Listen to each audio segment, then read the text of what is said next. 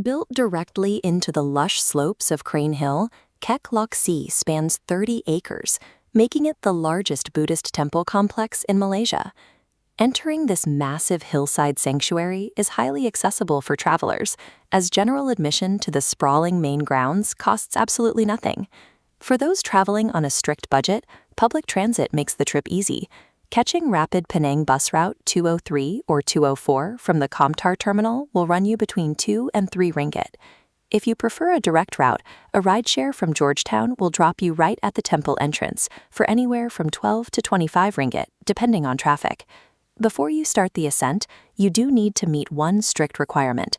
This is an active religious site, so visitors must wear modest clothing that covers both the shoulders and knees.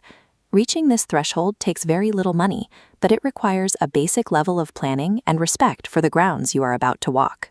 The journey begins at the lowest level of the complex, where a winding pathway leads to the Tortoise Liberation Pond.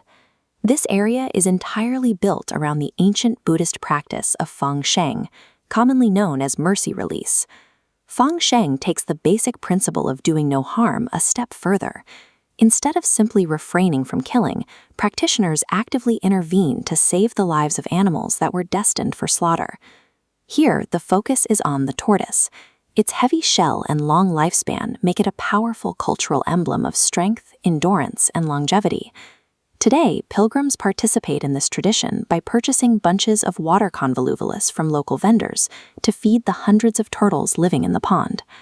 By participating in this symbolic release, devotees believe they generate spiritual merit that ensures good health and stable fortune for their families.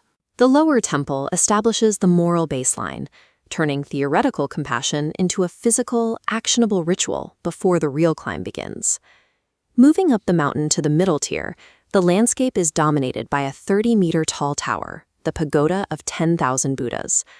This structure is a physical manifestation of harmony, deliberately blending different Asian Buddhist traditions into a single monument. This image shows the pagoda's construction. The foundation is Chinese, built on an octagonal base with upturned eaves. Moving up, the middle tier adopts a slender, cream-colored tie design. Finally, the tower is capped by a shining golden spiral dome, a Burmese crown. This international fusion exists because the pagoda was actually commissioned and partially funded by King Rama VI of Thailand, who personally laid the foundation stone. While the main grounds are free, stepping inside the pagoda, viewing the 10,000 statues lining the interior walls, requires a 2 ringgit entrance fee. By seamlessly stacking these 3 distinct styles, the pagoda acts as a masterful architectural map, physically unifying the Mahayana and Theravada traditions. From the pagoda, you have to decide how to tackle the final push to the summit. Going on foot means navigating a grueling network of steep, winding staircases in the tropical heat. And there is a financial catch to all that physical effort. Hikers are met with a mandatory 2 ringgit donation upon entering the summit pavilion.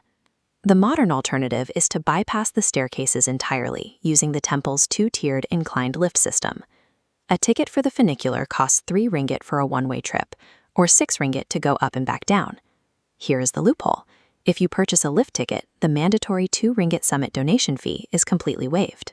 Whichever route you take, you arrive at the peak to face a massive 30-meter bronze statue of Kuan Yin, the goddess of mercy. Standing beneath a towering octagonal pavilion, she acts as a spiritual sentinel, watching directly over the hills of Air Itam and the Georgetown skyline. This summit is the zenith of the physical pilgrimage. The grueling climb pays off with a vantage point defined by massive scale and total serenity. The daytime logistics of climbing stairs and paying lift fees completely dissolve if you visit during the temple's ultimate cultural event. For exactly 30 days following the Lunar Chinese New Year, Kek Lok Si undergoes a massive transformation. As the sun sets, the entire 30-acre complex is illuminated by tens of thousands of red and gold lanterns, neon accents, and LED displays.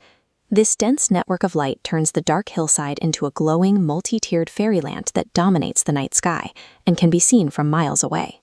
Powering and rigging this operation requires enormous resources, funded almost entirely by donations and prayers offered by devotees from around the world.